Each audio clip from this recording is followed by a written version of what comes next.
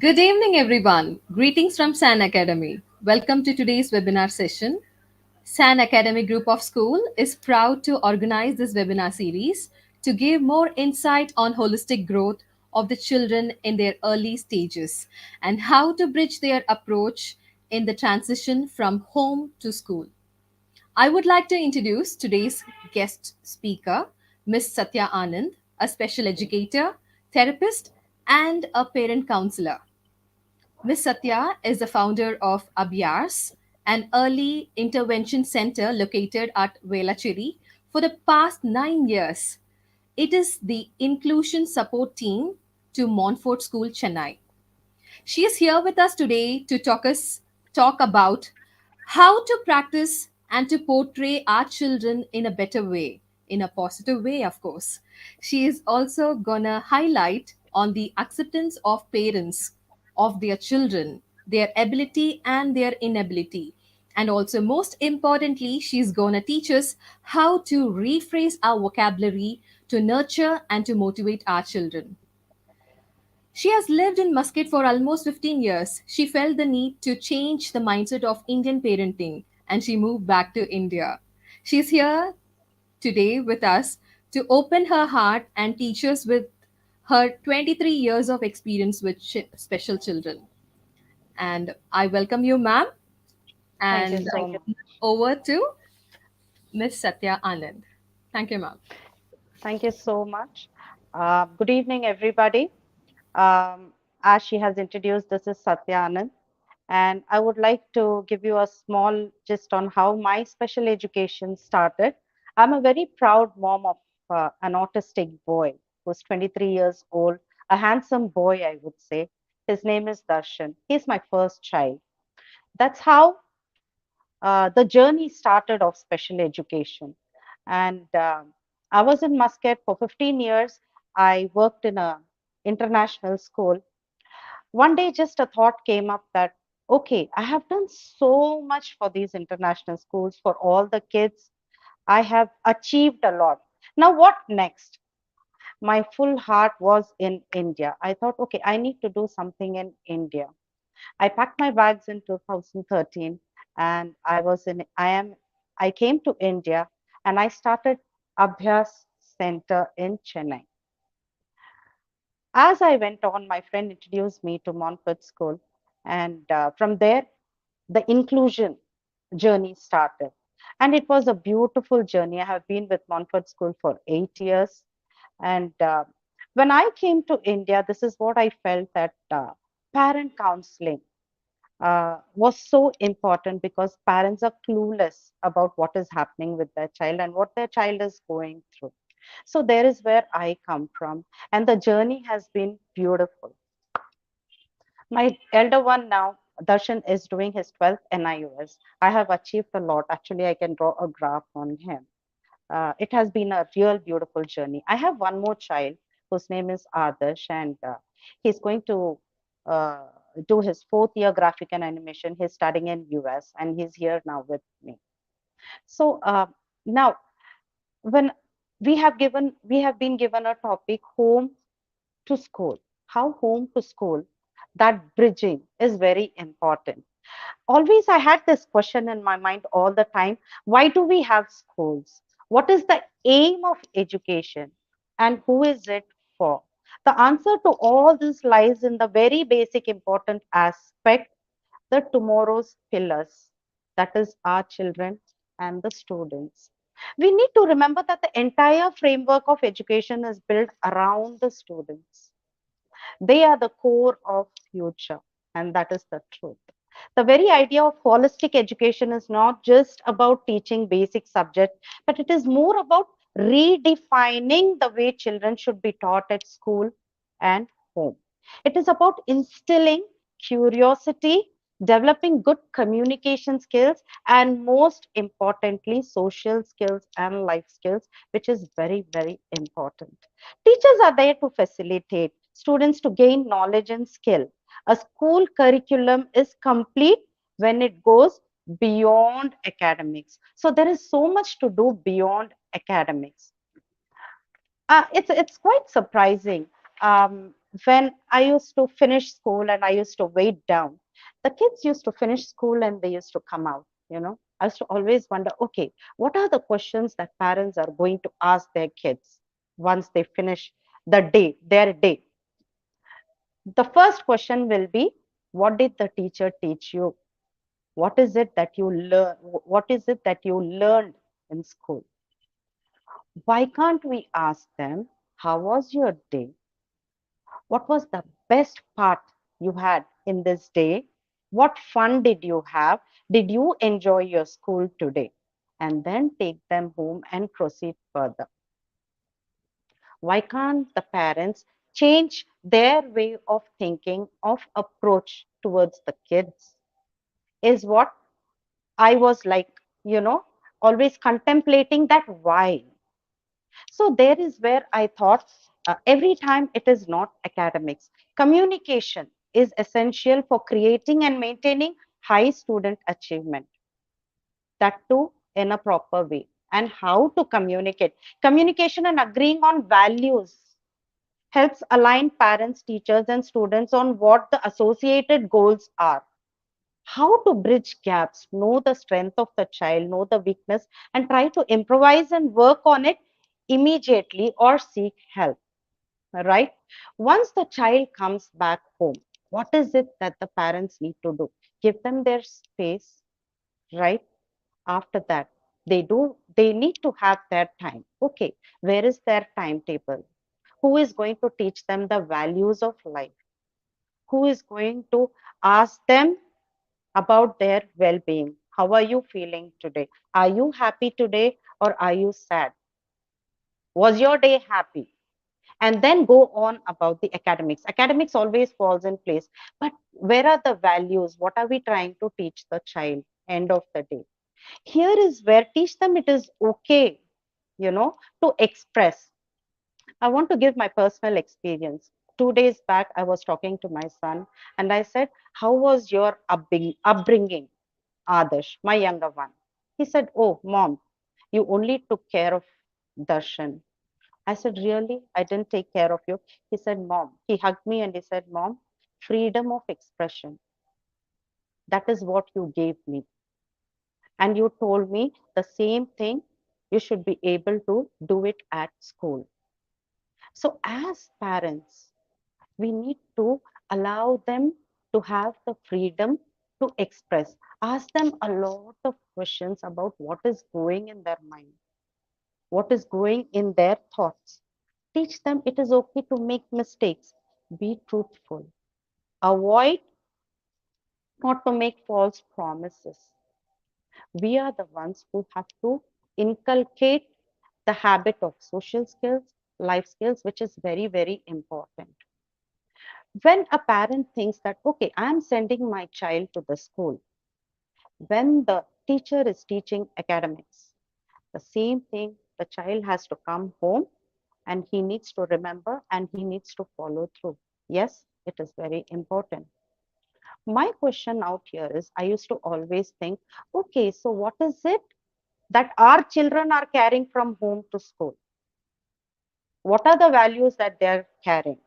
What is it that they are learning from home? What is it that they are learning from us? Parents are role models, is what I feel. Whatever the way you act, your body language, the way you talk, the way you express, politeness, everything, we are the role models. Our kids learn from us and they relate it in the school. This is what my mom taught me. This is what my dad taught me. Read them a lot of storybooks. Teach them social skills. How are they supposed to behave? How are they supposed to communicate? The vocabulary they use, the language they use, everything has to be put in place at home. Of course, in the school also they do it. But as parents, what are we doing? Are we keeping a check on everything? Are we taking out that half an hour to 1 hour to sit with our child to understand what is going through in their minds and what is their thought process? Unless we don't keep our gadgets separate and say, this is the time for my kid and I need to be with my kid to understand my kid, it is not going to happen. If you spend that half an hour to 1 hour with your kid, you will come to know what is exactly happening in the school, then come to academics.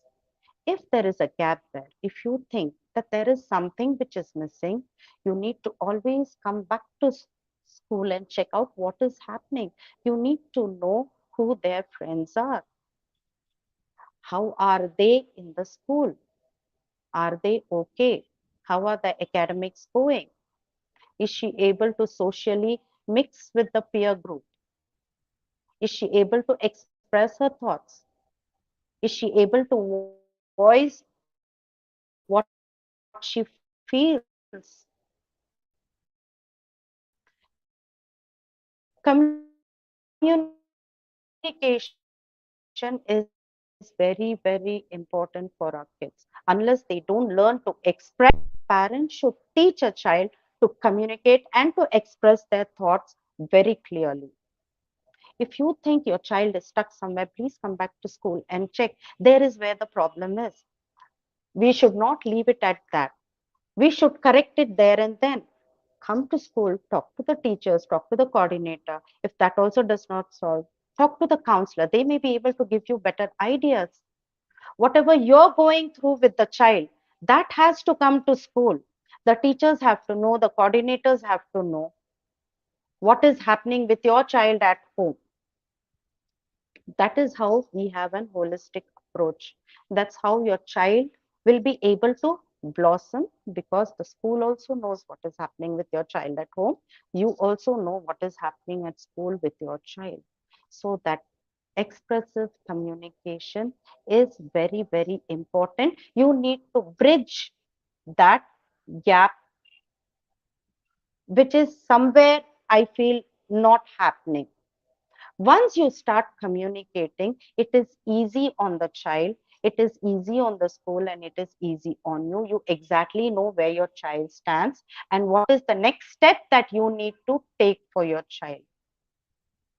Introduce a lot of vocabulary for your child. Introduce how they need to rephrase their speech politely, calmly.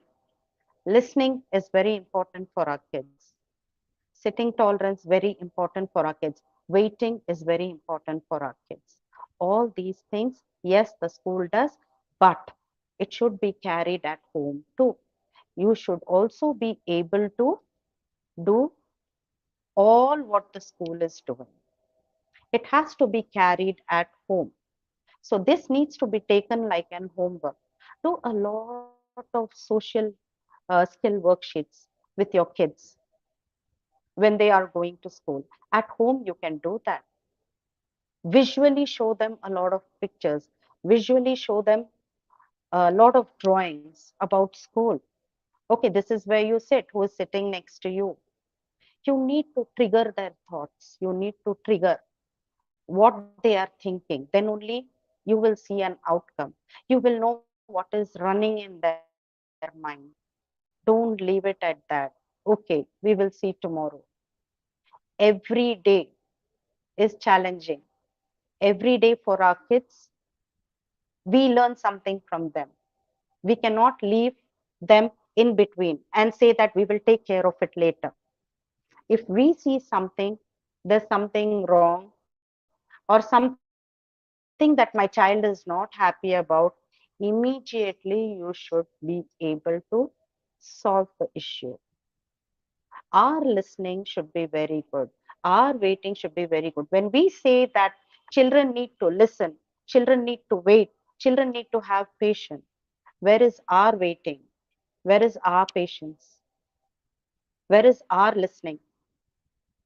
When we are giving an instruction or we are telling them something, if they are not answering immediately, the next minute we shoot 10 questions. We are not allowing them to process. We are not allowing them to think and express their feeling. So here is where I come. I do a lot of, when I did a lot of parents counseling, that is when I came to know sometimes parents don't know how to proceed. There is nothing wrong in taking help from the school. There is nothing wrong in knowing how to work out better for your child. They are going to be the future, right? So it is very, very important to bridge that gap. This is the way you bridge that gap. Communicate from both the sides. This is what I would say. Bridging home and school.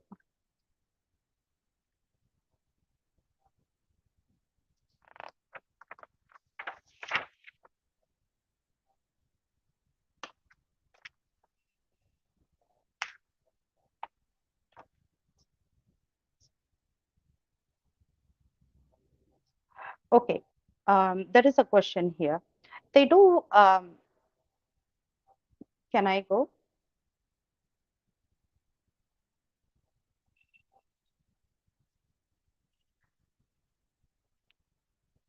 Can I go? Manimalar, the question.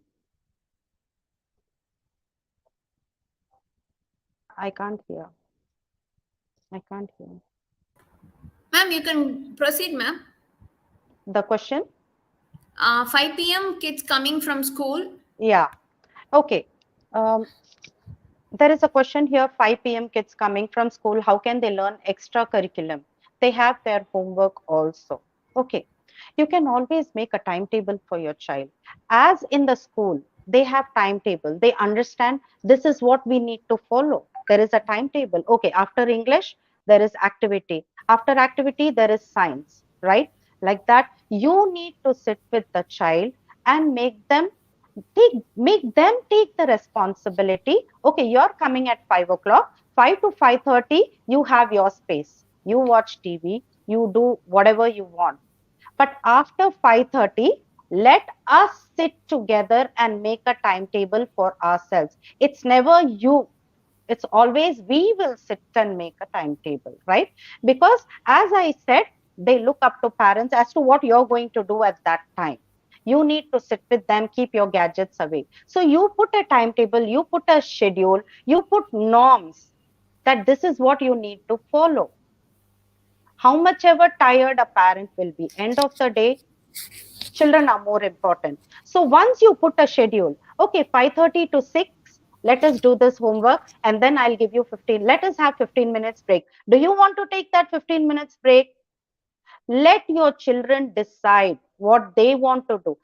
Let them take the responsibility of their timetable. You sit with them and you're just going to trigger what they think about the timing, about the schedule. Okay, after this, what is it that you want to do?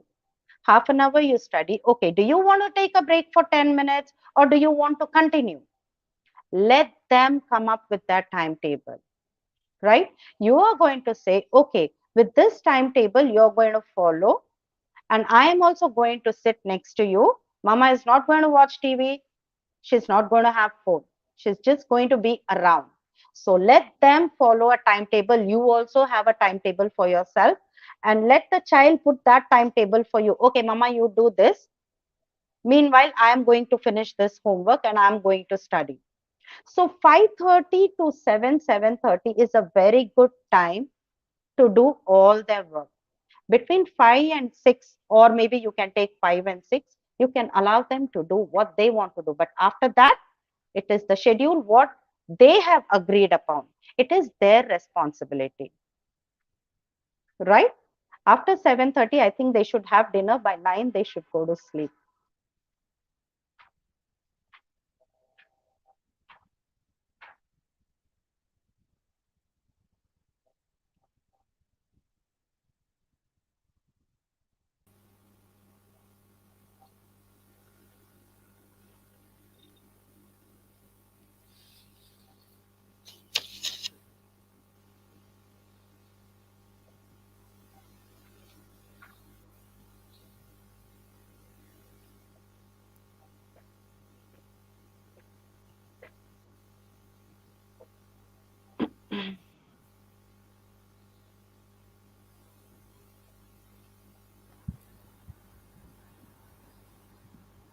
Ma'am, you can ask for questions, ma'am. Directly, ma'am, you're not Ah, presenting the screen. PPT I didn't receive, ma'am. It's in the group, ma'am. All right. Question number one, ma'am. Yeah. How are the children going to be taught how to express their thoughts and questions in the classroom setting? How effectively they can communicate? Uh, if children are stuck with a topic and they are not able to express their feelings, I would rather say give them a topic they like and let them start expressing about it. Teamwork is very important. Once they start expressing about what they like, the topic they like, it could be sports, it could be painting, it could be fashion, or whatever. Let them come out with their thoughts. After that, it's all team building. Create a team and let the child work with the team. Maybe he or she can just sit, but there are other kids who will be expressing their thoughts.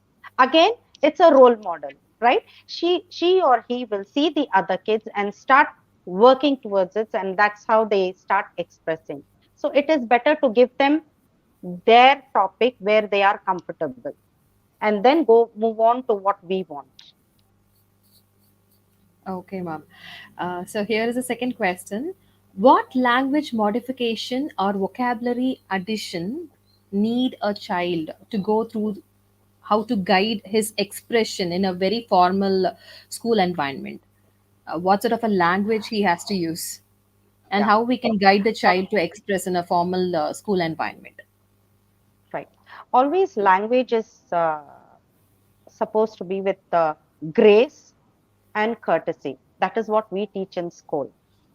Even in home atmosphere, the parents have to be very careful as to what language the child is using. We can always try to rephrase it. If the child says in the school that, okay, I don't want to sit next to XXX, how about rephrasing it to, could I please sit next to? The language, how you are going to make the child say it with courtesy, right?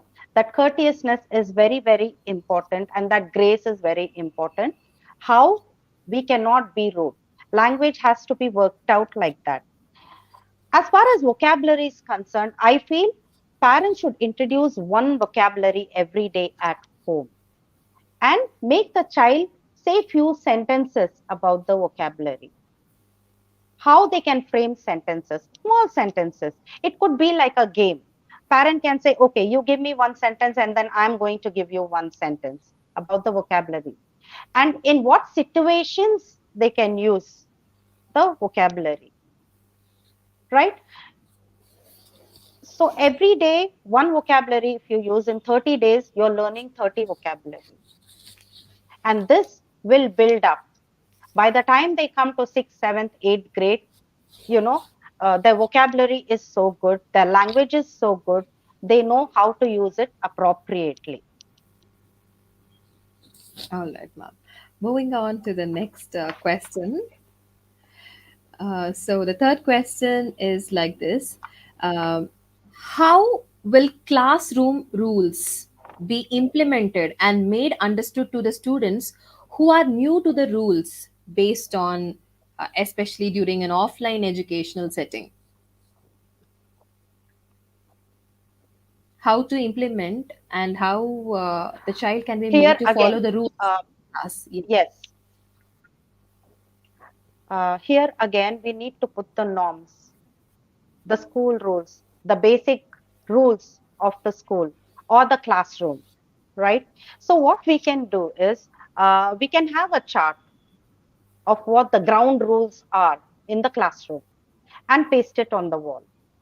And every day, one student comes up and reads loud the rules of the classroom. So, if we do this for 1 month, it gets set in their mind that, okay, this is the way we need to follow, and this is what we need to adhere to, we need to follow. So, I think putting a chart in the classroom and having the rules and talking about it every day before we start the day, it is set in their mind that, okay, this is the way we need to really work it out. Okay, ma'am. Moving on to the fourth question. One second. Okay. So, how do you encourage the child to switch from mother tongue to English language in classroom? Because students are very Yes. comfortable speaking in their mother tongue, and practicing English is very tough call for them. Um, I think we need to give them constant reminders. There's nothing wrong in talking their language at home, right? But when it comes to school, constant reminders needs to be given that this is school and you need to follow one language. Even if they talk in Tamil, we need to say, okay, how are you going to say this in English? Can I hear it in English? Even at home, parents have to take that effort. They have to see to it that even if they talk in Tamil, how are they going to frame it in English and say the same sentence and give constant reminders that you're going to school and English is the language which you are going to use. At home, it is okay to speak in Tamil, but then the same if parents make the child say it in English, it improves. The language also improves. Okay, ma'am. So we have the fifth question. How do you explain the consequence of bad or inappropriate behavior during school hours? Not only during school hours, generally the inappropriate behavior. How do you make the child understand? Right. See, I always feel right to choose comes with responsibility, right? Give them the scenarios, make them understand what they have done. Um, I always work it out this way. If I see a child has behavioral tantrums or the behavior is not appropriate, I will take the child separately one on one, just draw it.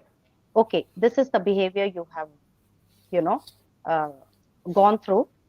And what do you think about it? Whenever there is a bad behavior, whenever we are working with the child, we need to always remember not to give eye contact. In that, what we are trying to say is, yes, you have done this mistake and it is not acceptable. So, how can we do it in a different way by not giving that eye contact to the child? At the same time, our goal is to tell them that this is an inappropriate behavior, this is what bad behavior is, and it is not acceptable by not looking at the child at the same time, taking a paper and pencil and putting it down, saying that this is what you have done and what do you think about it. Make the child responsible to come up with answers without giving eye contact to them, because when you are talking to the child, when the child has done something bad, he will keep looking at you for your expressions, that how are you going to react. So the minute you give that eye contact, it goes, we are in a different space altogether, and they know what is it that we are going to say, whether we are angry, we are not happy about it, our facial expressions say all about it. So it's always better not to give an eye contact and put it on paper, give them the scenario and make them realize what they have done is wrong and what is it that needs to be corrected here. And in that scenario, what best he could have done instead of creating or having this kind of behavior. Okay, ma'am. Moving on to the next question. How do you help a child distinguish between study time and the play time, both in school as well as in at home? Because This is even again at a very school, beautiful question. because Yes, even at school they wanted to play. Okay, they want more games yes. period, and even during the teaching hour they wanted to play rather than sitting and studiously listening to See, the class. this is what I feel, Sharon, that home and school, it goes together. They relate, right? At home, if there is a proper timetable, if there is proper norms, if there is proper ground rules put for the kids that this is your playtime, this is your entertainment time, and this is your study time. The same thing they are going to relate it in the school. Okay, The parent says that, okay, fine, this is your study time. In between, they'll say, oh, can I go and play? They need to clearly say, this is your timetable. You have only written that from this time to this time, this is study time. So could you please finish it and then do what you want? So it starts from home too. I mean, whatever you do at home, they relate it in school. Whatever they do it in school, they relate. So somewhere there needs to be that, that connect, that, okay, whatever I'm doing at school, the same thing I'm following it at home.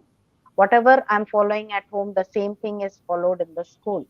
So clearly, we need to say that, no, this is your study time. Could you please be seated? Could you please look at your timetable? You have a PT period, you have a free time. That time you can go and enjoy yourself. Okay, ma'am. So we'll move on to the next question. How do you cultivate school readiness routine and habits in a student? Right. When we work with the kids, right, we do it online. We have a lot of worksheets on school readiness.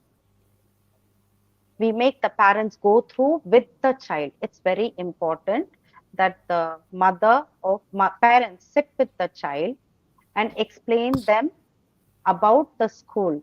School is, I always feel this, that parents feel that, okay, my child is going to school, all academics, she has to get the best marks and everything. But then they don't understand the emotional factor of what is going through with the child, what they go through physically, emotionally inside the school.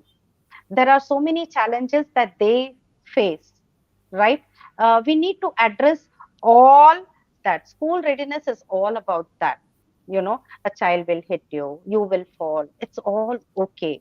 You know, it's fine. Beyond academics, all these things will happen. Some children will push you. I mean, when it comes to kids, when it comes to little bigger kids, it's peer pressure. Beyond that, there are so many body changes going on after eighth grade. So, school readiness is something, if the child is coming for the first time, the parent should sit and work on lot of social skills, is what I feel. Social skills is very important, because end of the day, what are you looking at? Once you're putting the child inside the school, how the child is able to adapt to the environment of the school. It is not about academics. So that is where the parent should focus more on. That is first thing I would say, school readiness, right? So once they start with school, I think the sleep time, their dinner time, everything needs to be worked upon, right? 7:30 they should finish their dinner. 9 o'clock they should go to bed, so that the next day they are fresh to come to school. And their bags needs to be packed by them. Parents can always help them to pack, but then they need to be responsible to take care of the next day timetable and their clothes, what needs to be kept ready. Unless you don't start with that, the next day is not complete. You're not ready. So all these things need to be put in place, is what I feel. Best, the main thing is sleep. I think I see that kids don't sleep, they sleep very late, and parents also allow them to sleep late. They say it is okay. But in the morning, there's so much of hurry that they come to school and they have this lethargic feel, and they are not happy about the whole thing because of the sleep. That's the main thing I feel. Okay, ma'am. Moving on to the next question. How to motivate the students to overcome their learning gaps that occurred without tampering their confidence? How to motivate them in a positive way? Because students, they generally have the learning gaps, and it is really Yes. difficult for us to put it in a most positive way. Yeah. Um, Instead of telling it in front of the class, what we usually do is we take the child separately and we have one-on-one session.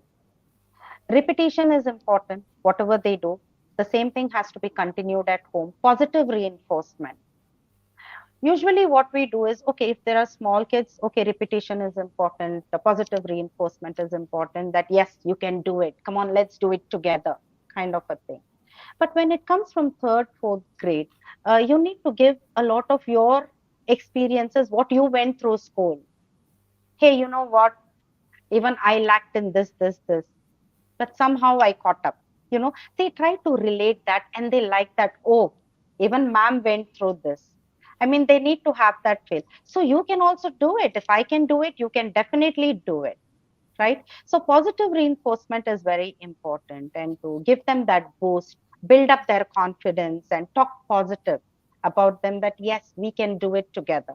It's not you, it's we will do it together. You can do it. That we there is very important for these kids when the learning comes, when they are just there, you know. So this is what I feel. Okay, ma'am. So the next question, the increased screen time during this online classes, especially during this pandemic era, has created a new habit. Yes. How to guide the children out of these, new habit, and how to balance the equation of screen time, entertainment, and education? Again, okay, during COVID times, we didn't have any choice, right? The children were confined inside the house. So there is where all this has developed. Now that everything has opened up, I think parents should insist the kids to go out and play, have some physical activity, go play with the peer group, just enjoy. Give them that half an hour. Tell them that you go out and play. I will give you that screen time. Don't worry. But then I want you to go out and play, enjoy yourself, and come back. Then only they learn. They learn to share. They learn to take turn taking. When does it come? Otherwise, it's only school that we are teaching everything. So what happens at home? They're not learning if they are just sitting inside the house. So we parents should be very clear that you need to go out at least for half an hour, play, and come back. Life teaches you a lot when you go out and play, right? You learn so many things, right? Sitting inside the house, you don't. Then after that, let them have shower, let them study, give them that screen time or entertainment time for half an hour. All I would say is before going to sleep, don't give them screen time. Don't allow them to watch any entertainment. It has to be only storybooks, or teach them some values, or talk about school, or give them a topic. Ask them, what do you think about this topic? It could be anything. What do you think about this park? What do you think about this mall? It could be anything what they like, or what do you think about this character? What can you tell me about it? This is what I think. So how are we building conversation before going to sleep? A good conversation that will allow the child to sleep peacefully. 9 o'clock is the limit. By 8:30, they should start reading a storybook, or they should give a topic and talk about it. And what is happening in the house? Hey, today this is what I did. Moms can always talk about it. I'm so tired today. So let the child also get the feel. Let them sleep peacefully so that in their dreams they don't have any characters coming, right? So it is all about what the mom and dad have spoken for that last half an hour before going to sleep. Just give them a hug and put them to sleep. That makes a lot of difference, is what I feel. Okay, ma'am. The next question, how to address the needs of socially anxious students, okay, especially hyperactive kids during this pandemic and the post pandemic situation. They have kind of Yeah, become yeah, yeah. hyperactive. Okay, so yeah, how to Absolutely. They address are that all over issue? the place. Yeah. So what we do is, see, when it is socially hyperactive kids, right? Aimlessly, they will keep running here and there. So they have so much of energy in them. There is no point in telling sit down. We are wasting our energy by saying that. So all you can do is, okay, fine. Now that you are charged up, you are filled with so much of energy, send them to the ground, let them have some 4 rounds and come back and sit in the class. So physical drain is very important as far as hyperactive kids are concerned, because Whatever you're going to say, however you're going to work, you put your words very nicely or you're firm, they are not going to understand unless you drain their energy and make them sit. So every day you keep doing that, they are going to get drained out. Ultimately, you will see magic happening that after 1 month they will sit because they are worried that you will make them run again and they are so tired. Okay, ma'am. So, the final question for today: Yeah. what are the indicators that a parents should be looking for in child's behavior to realize that he needs help in coping up with the new system, especially this transition of online class to offline class in their study pattern itself? First thing which ticks my mind is giving excuses, lame excuses, that my head is spinning, my stomach is spinning because they don't want to study, they don't want to do anything.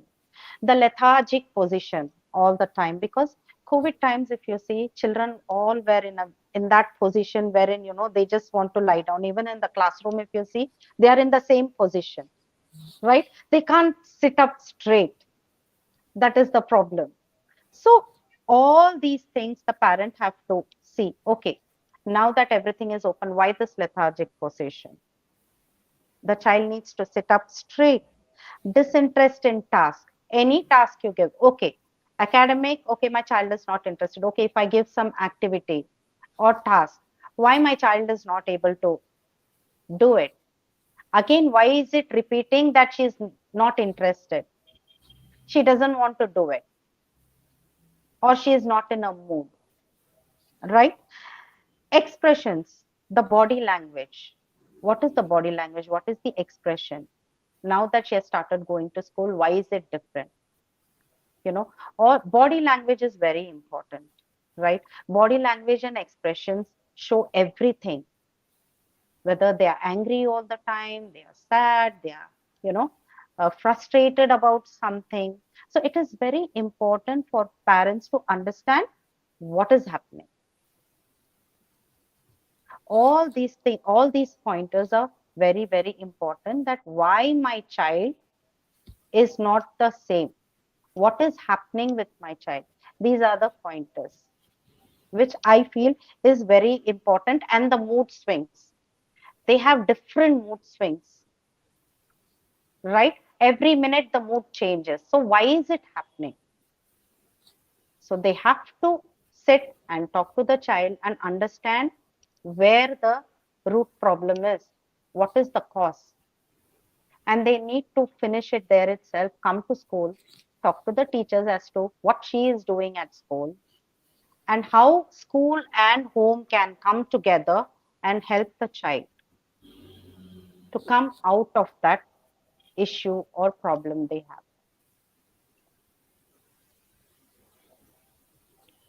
All right, ma'am. I have two more questions from the chat box.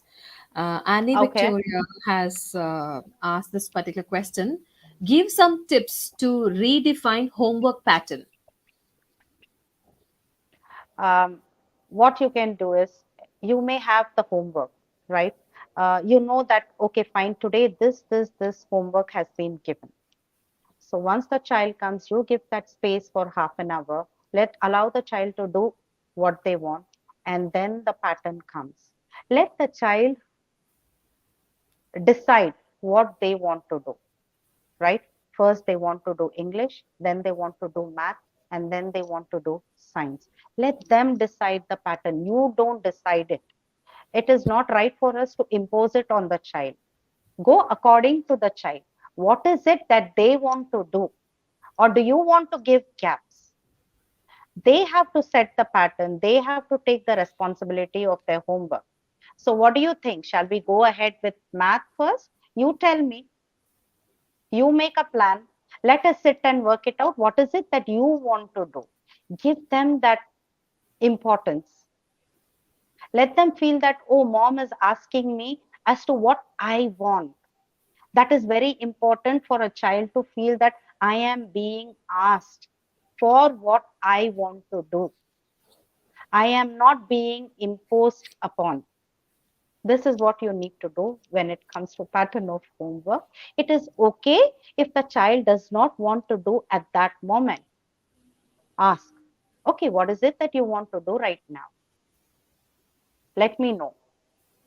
Finish that and then we can come back to homework, right? So don't impose it, don't force the child to do things. Let them take the responsibility for their own work. Because tomorrow they have to go and tell the school teacher that, oh, this is what happened and that's why I didn't do. It doesn't matter. Let them go and tell, let them express that too, that I was not in a mood to do it.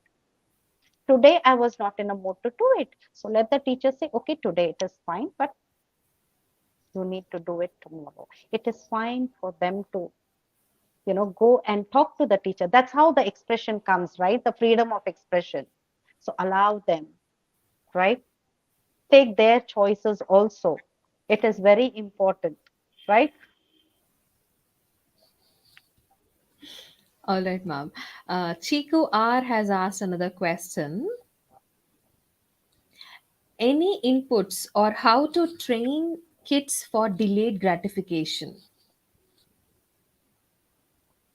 Delayed gratification, it's okay, but then where does it start? It starts at home, right? So you need to see how much gratification we have, right, at home front. You need to clear a lot of things. A lot of times we think that, okay, why are the kids not this way? But have we ever looked into ourselves as to what we are and what are the changes that we need to make? Children are children. They can never be wrong. They learn from us. So we need to see from our side what are the changes that needs to be made for my child to be better, is what I feel.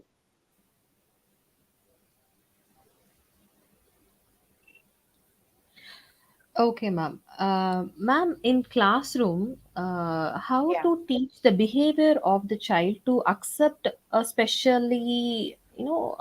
a special child, or the child could be of a different, Yes. maybe the child's voice is different, or maybe the child could not write fast. Some disability that particular child has. How to bring in the inclusion or acceptance, from the other students. Uh, First thing, we need to teach gratitude to the kids that, what the life has given to them. Not every child is the same. Even the typical child, if you see, each child is different, right? One may be better in something, the other may be better in something. So it is just that we need to make these kids understand that it is just that we all together, we have to come together and give them our hand and bring them to our side to be like us, to make them do what they are capable of doing. They are capable of many things. Nothing is impossible, is what we say to the class. Everything is possible if you want to help. If you can give that little hand, if you can put forward that hand and bring them to this side and say that he can do it, be positive about the child. Not everybody is the same. And it works beautifully well. They all learn to accept. It is not difficult at all. It's just that you have to give them the constant reminders. It is not easy. It is challenging. But then they do tend to understand that, yes, he needs help. And the way they take care of the kid, once they understand what it is, once you put it so positively in front of them, the way they take care of their things, the way they take care of their needs, and the way they help them take out the books and the pencil. Hey, come on, write. We have to write this. It's beautiful to watch. So it's very easy to convince them. They are all like one, what do I say, one clay. It's how we mold them and put thoughts into them. That's all it matters, is what I would say. All right, ma'am. Ma'am, can you tell a few strategies to improvise a peer study ambience? you know, I generally encourage the students to have inclusive education, like helping each other. But do you have any other strategy that can be implemented in class apart from group studies?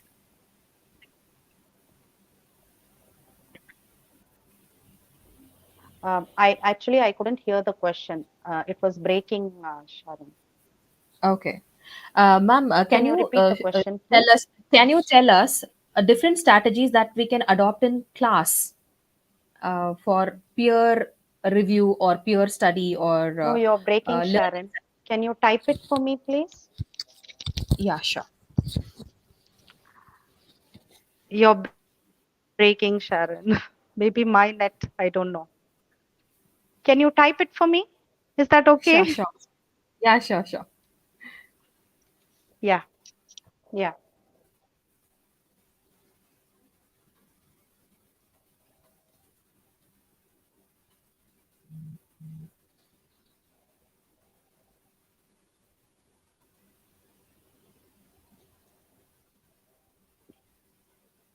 Ma'am, can you see it in the private chat? Okay, one sec.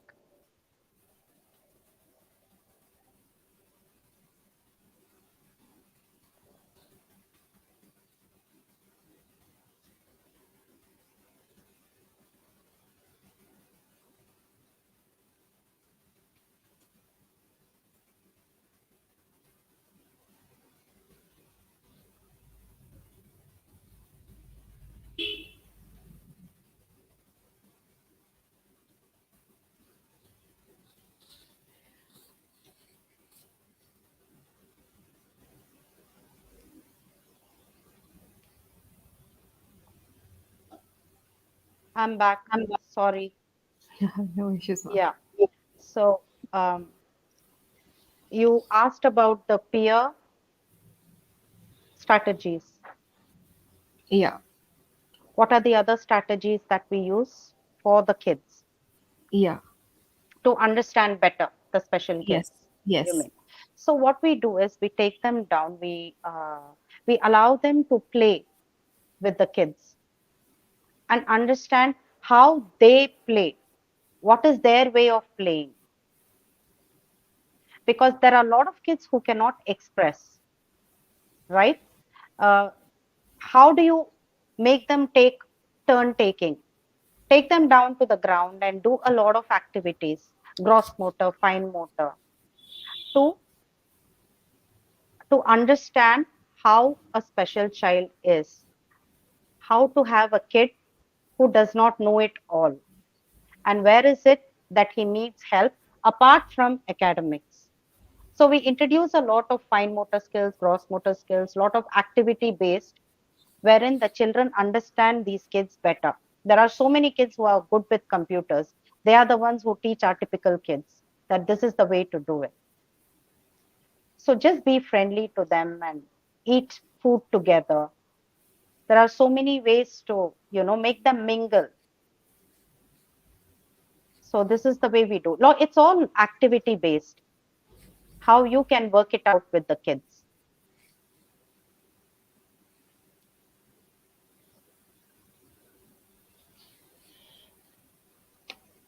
All right, ma'am. New strategies would be more, if you're giving an activity in the class, how can you include everybody with this child and they explaining this kid that this is how you're supposed to do. Apart from the special educator saying it, how the kids are able to come together and explain it to him, and teamwork, how are they able to do it with him. That's beautiful to watch because everybody wants to have a higher hand, that, oh, I did it for him, and have that feel that, yes, we have done it together. That's nice, ma'am. I Yeah. think we are done with the questioners. Ma'am, anything Yeah. else you would like to share with us, ma'am? Final talk from your own personal experience that you would want the teachers to know. that especially now every schools are becoming inclusive, and even though a normal teacher, even though they are not a special educator, these are the things generally even a normal teacher should know. If there are any tips like that, Yes, please let yes, us yes. know. Uh, I would just say that our kids are not impossible. They have all the right to be in an inclusive education. They have all the right to be in the society and be accepted in the society and school. It is just that they're asking for that chance. Give us a chance, understand us better, and we will do wonders, is what I would say to the teachers. All right, ma'am. Thank you, ma'am. So we are almost at the end of this session, and on behalf of San Academy Group of Schools, I would like to express my deepest humble gratitude to you, ma'am. It was Thank you wonderful so much for talking to inviting you. me. Actually, we learned a lot, Thank you so much. okay, in this, I just product hope, yeah, discuss. yes. And It's they such a were also different field and it's an awesome field. we would like to get to Yeah, more about you, ma'am, and your work that you sure, do. sure, Okay. sure. And thank you so much. Your presence and your contribution from your own personal experience really motivated the parents as well as teacher fraternity. Okay. And Thank you I'm so sure that much. this particular webinar was a great success. And thanks to you, ma'am. And Thank my you thanks so to much my for having school me. management for arranging such wonderful webinars. And we are looking forward to these type of webinar series in future. Thank you so Thank you. much. Thank you, everyone. Thank you so much for Thank participating. you. Thank you.